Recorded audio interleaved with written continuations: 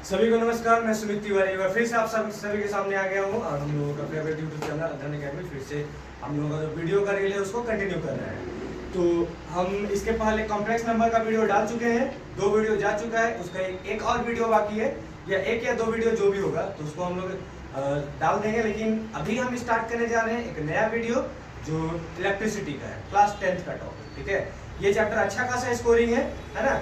इसके सारे कंटेंट्स को एकदम क्लियर समझेंगे। सबसे पहले हम किस तरह से काम करेंगे उसके बारे में हम बात करें। चैप्टर है हमारा इलेक्ट्रिसिटी। ठीक है, आज का जो हमारा ये वीडियो होगा ये केवल इंट्रोडक्शन पे ही बेस्ड होगा। हम इलेक्ट्रिसिटी का केवल इंट्रोडक्शन को डालेंगे। ठीक है, कि क्या होता है इलेक्ट्रिसिटी, कैसे हम लोग इलेक्ट्रिसिटी को कैरी करेंगे, है ना। अब यहाँ पे हम क्या पाएंगे कि जो हम लोगों का इलेक्ट्रिसिटी होगा, इलेक्ट्रिसिटी एक्चुअली में चार्ज का स्टडी है। ठीक है, यहाँ पे हम लोग यही देखेंगे कि हम लोगों का हो जाएगा स्टडी ऑफ चार्ज। अगर हम चार्ज के बारे में अच्छे से समझ गए तो इलेक्ट्रिसिटी के बारे में पूरा थ्योरी अपने दिमाग में सेट कर लिया। ठीक है, अब चार्ज होता क्या है।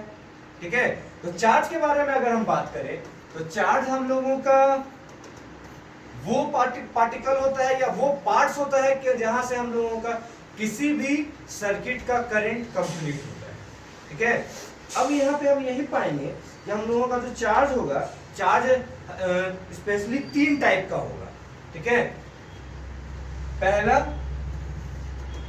पॉजिटिव चार्ज, दूसरा negative charge and third one is zero charge. ठीक है, हम लोगों का जो फिजिक्स है वो इन 2 चार्ज को कैरी करता है। ठीक है, पॉजिटिव चार्ज का नाम हो जाएगा प्रोटॉन, नेगेटिव चार्ज का नाम हो जाएगा इलेक्ट्रॉन। ठीक है, इस चीज को याद रखेंगे।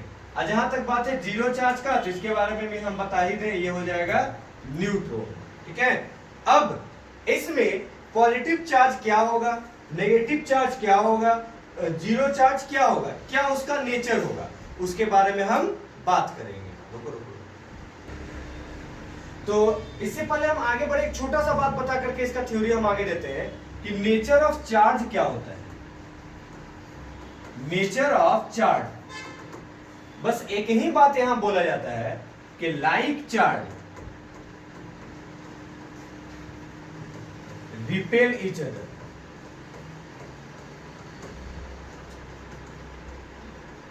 हो गया, like charge repel each other and unlike charge attract each other.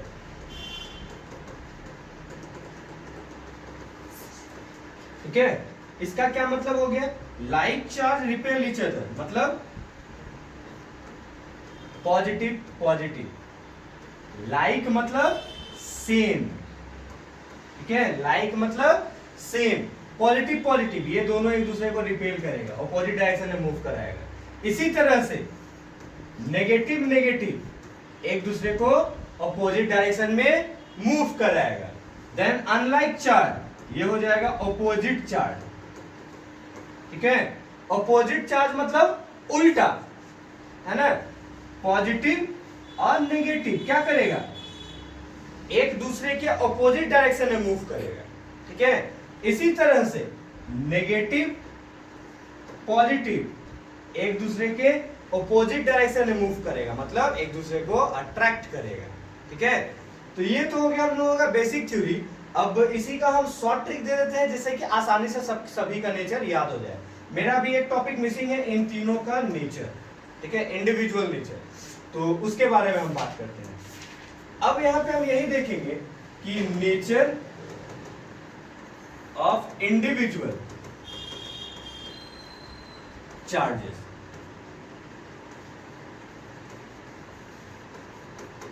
हो गया, तो आप लोगों को पता होना चाहिए कि चार्ज किसका होता है। चार्ज हम लोग किसी भी पर्टिकुलर सेपरेटेड एटम का होता है। ठीक है, अब मान लीजिए एक्स नाम का कोई एटम है ना, कुछ भी हो सकता है, क्लोरीन फ्लोरीन आयोडीन कुछ भी हो सकता है। तो हम मान लिए एक्स नाम का हम लोगों का कोई एटम है। ठीक है, अब इसका 3 चार्ज कैरी हो रहा है, इलेक्ट्रॉन, प्रोटॉन, न्यूट्रॉन। हो गया, तो इसको हम कैसे याद रखें वो समझेंगे। तो हम यहाँ पे इसको अराइज करते हैं, मिस्टर एक्स, ये कोई पिताजी का, किसी बच्चे का पिताजी का नाम, ठीक है। मिस्टर एक्स जो है वो किसी बच्चे के पिताजी का नाम। अब इनके 3 बच्चे हैं। पहला इलेक्ट्रॉन, दूसरा प्रोटॉन, तीसरा न्यूट्रॉन, हो गया। अब 100% जो बच्चे होते हैं उसमें इंडिविजुअलिटी तो होता ही है, ठीक है। कोई बच्चे बहुत संस्कारी होते हैं, कोई बच्चे थोड़ा रोड छाप होते हैं, कोई बच्चे हो सकता है कि डल माइंडेड हो, है ना। अब इसमें जो हम लोगों का इलेक्ट्रॉन होगा इसको हम बोलते हैं रोड छाप बच्चा, ठीक है। जो प्रोटॉन होगा वो डिसिप्लिन्ड बच्चा,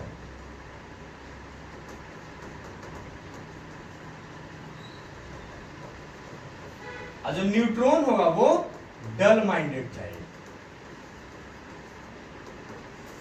डल माइंडेड मतलब जो कि अब खुद के बदौलत कहीं भी इधर उधर मूव ना कर पाए, अगर उसको कहीं भी मूव करना हो तो पेरेंट्स का जरूरत है। अब मान लिया जाए कि मिस्टर एक्स का जो है ये घर है, हो गया, ये इनका जाने का रास्ता, ठीक है। और ये हो गया इनका लोकेलिटी।